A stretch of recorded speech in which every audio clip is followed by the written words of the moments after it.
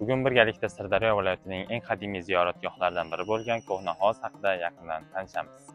Sirdaryo viloyatining eng qadimiy manzilgohlari Sirdaryo daryosi va tog' soylari bo'yida bundan 3000 yil avval paydo bo'la boshlagan.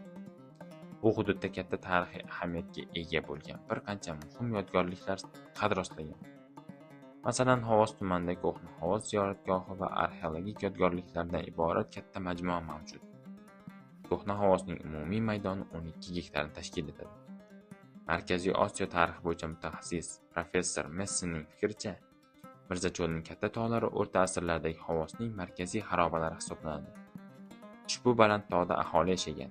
Buning natijasida yodgorlikda arxeologik qazish ishlari olib borishning iloji bo'lmagan. Tadqiqotlar bosqichma-bosqich olib borilmoqda va bu yaqin kelajakda qadimiy shahar vayronalari va bir qancha yodgorliklarni ochish rejalashtirilgan.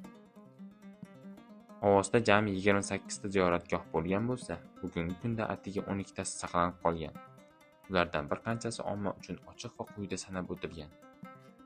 Asti Buzurgon maqbarasi. Ulug' avliyolardan biri Jobir bobo dahmasi. Rivoyatda Jobir boboning Hovuz aholisi o'rtasida islom dini g'oyalarini targ'ib qilish va tarqatish maqsadida bu yerlarga qanday kelganligi haqida hikoya qilinadi. Xalq uni ulug' inson sifatida hurmat qilgan.